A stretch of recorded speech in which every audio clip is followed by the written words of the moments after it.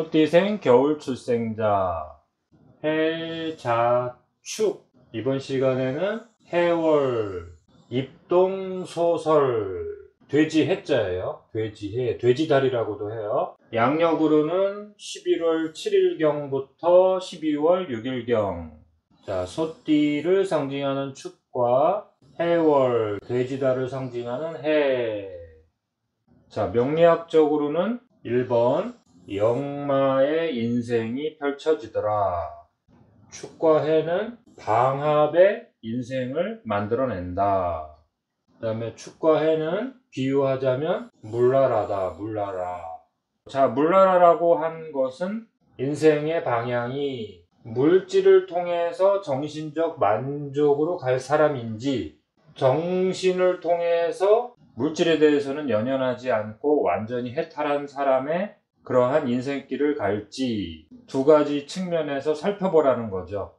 요 해가 뭐예요? 설라쌀을 완성시키는 에너지죠. 요 단어의 의미가 여기 숨겨져 있는 거예요.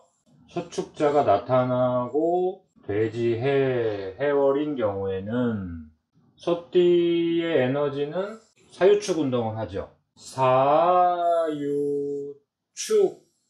이러한 목적지를 향해서 영원히 달려가는 에너지예요. 이걸 삼합이라고 하죠. 그런데 소띠생이 해월에 태어났다는 것은 여기 요 해를 만난 거죠. 근데 해의 목적지를 한번 보세요. 보세요. 해묘미, 해묘미. 완전히 다르죠.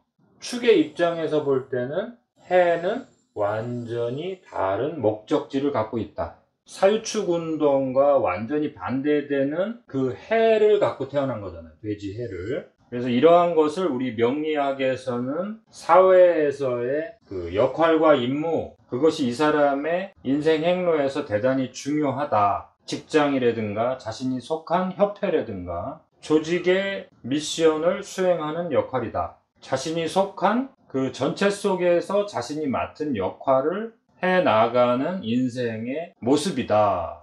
소띠생이 해월에 태어난 경우에는 기본적으로는 직장 생활을 하라. 그 다음에 팀을 이루어서 역할 임무에 충실하라. 장단점을 한번 찾아볼게요. 소띠생이 해월에 태어났을 경우에 설라쌀의 완성 시점에 태어난 거다. 꿈나라의 시작점이다. 꿈나라라는 것은 이제 정신계로 들어가는 것. 정신적 만족. 자, 정신계라고 하면은 두 가지의 뜻이 있죠. 정신적 성숙을 추구하는 사람이다. 이렇게 얘기할 수도 있고요. 이 현실에서는 2번이 더 가깝겠죠. 정신적 만족을 추구하는 사람이다. 자, 정신적 성숙을 추구한다면 정신을 중시하는 사람이라고 볼 수도 있고요.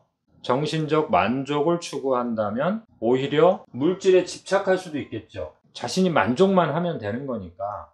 정신적 성숙과 정신적 만족은 좀 구분을 해줘야 되겠죠.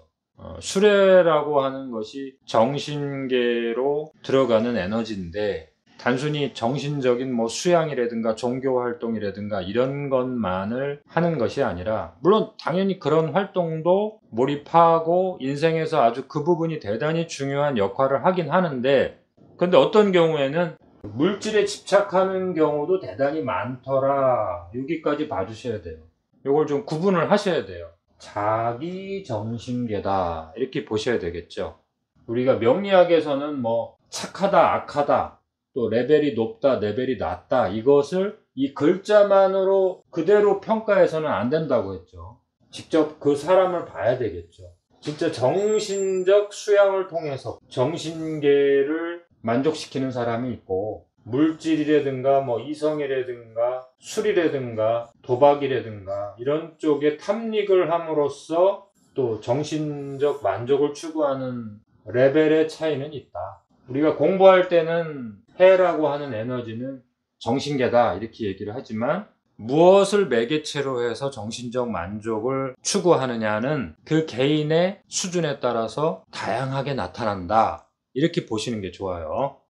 첫 번째, 역마살을 갖고 태어난다. 그 다음에 방합을 이루고 있다. 그 다음에 물나라를 형성하고 있다.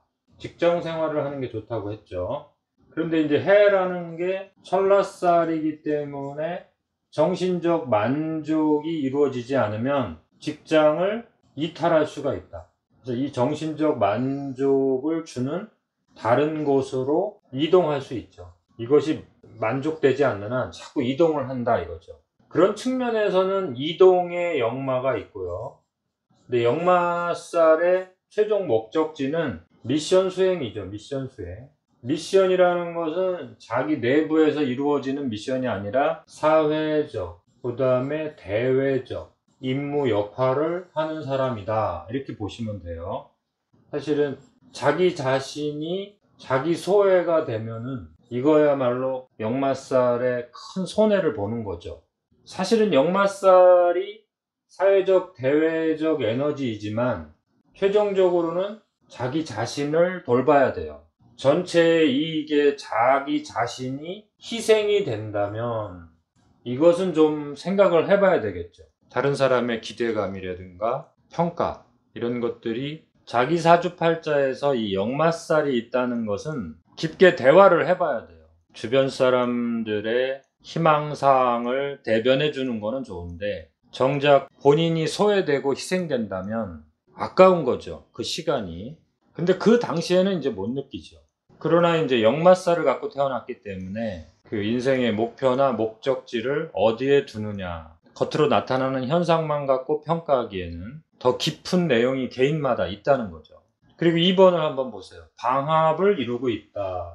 해, 자, 축. 여기는 서로 연합되어 있는 방합이다. 이런 경우에는 협회 활동이라든가 단체 활동, 뭐 직장도 포함되겠죠. 조합원이 돼서 회원이 돼서 일을 하는 거. 그 다음에 부부 단결이 돼서 부부가 같이 식당을 하든 같은 종교를 믿든 장사를 하든 부부가 같이 하는 것이 최상의 모습이다. 방합이라는 것은 지지고 볶고 싸워도 공동의 목표를 가지고 인생길을 나아가는 게 좋다. 그 다음에 3번을 보시면 물나라. 이게 이제 비유적으로 표현한 건데 이 가장 아래쪽을 물의 나라라고 해요. 이 물의 나라는 사실은 정신적 만족 이렇게 써줘야 되겠죠. 왜냐하면 정신이라고 썼는데 실제로는 현실에서는 그 물질에 아주 집착하는 분들도 있어요. 그렇다고 해서 그 물질을 많이 쓰는 것도 아닌데 그냥 그 돈 버는 자체에 완전히 몰입이 되어 있는 분들은 외부에서 볼 때는 이제 물질적 집착으로 보인단 말이에요. 근데 이제 그것이 그 사람한테는 정신적 만족이에요. 정신적 만족감 이렇게 써놓으세요. 그리고 이제 이 물나라에서 제일 조심해야 되는 게 건강이다. 좀 일찍부터 조심해야 된다. 왜 그러냐 한번 볼게요. 자, 소띠생이 사오미라고 하는 여름생과 소띠생이 해자축이라고 하는 겨울생으로 나눈다면 이쪽이 장이 차다. 장이 차다는 것은 이제 아랫배가 차다는 뜻이에요. 그러면 그 축토 안에 있는 모든 보물창고의 보물이 물에 떠내려간다. 이렇게 표현해 놓을 정도로 위험성을 지적하는 거예요. 경고하는 거예요. 자, 그림을 그리자면은 사오미는 불기운에 의해서 이렇게 타오를 수 있는 조건이 되지만 축에 있는 불기운은 이 해자축 안에서는 기름 속에 갇혀있는 축토다. 이렇게 표현을 할 수 있단 말이에요. 그래서 소띠생이 해자축월에 태어났다면 건강을 꼭 체크해야 돼요. 아무리 운이 좋아도 여기서 한 방에 갈 수 있다. 장이 차다. 그 다음에 아랫배에 기름이 낀다. 이제 몸속에 때가 끼는 신호다. 이렇게 보시면 돼요. 이때부터는 이제 운이 아무리 좋아도 실력 발휘를 할 수가 없다. 이렇게 보시면 되죠. 그래서 소띠생이 해월인 경우에 운동을 통해서 체온을 만들어라 이거죠. 체온을 유지해라. 이 정도가 되려면 뭐를 만들어야 돼요? 근력 운동을 해야죠. 헬스장에 다니시는 게 좋겠죠. 그래서 근력을 만들어 놓으면은 이 해가 기름이 돼서 불기운을 활활 타오르는 그러한 에너지로 쓰인다 이거예요. 근데 근력이 만들어지지 않으면 해가 뭐예요? 불을 꺼버리는 물로 작용한단 말이에요. 요거를 꼭 구분하셔야 돼요. 소띠생이 해월인 경우에 아래 장이 차가워지면서 몸의 에너지를 생산해내는 능력이 떨어지고 노폐물을 배설시키는 그 기능이 떨어지더라. 그런데 근력만 유지하면 누구보다도 건강한 불기운이 나오니까 이게 뭐예요? 추진력으로 쓰이겠죠. 거기에 또 역마살이 있으니까 주변 사람들한테 역할 인정을 받겠죠. 그래서 소띠생이 해월인 경우에 다른 얘기는 할 거 없이 운동을 하고 있느냐, 근육의 힘이 아직까지 빵빵하게 살아있느냐, 이 두 가지만 물어보면 되겠죠. 자, 그만큼 중요하다는 거죠.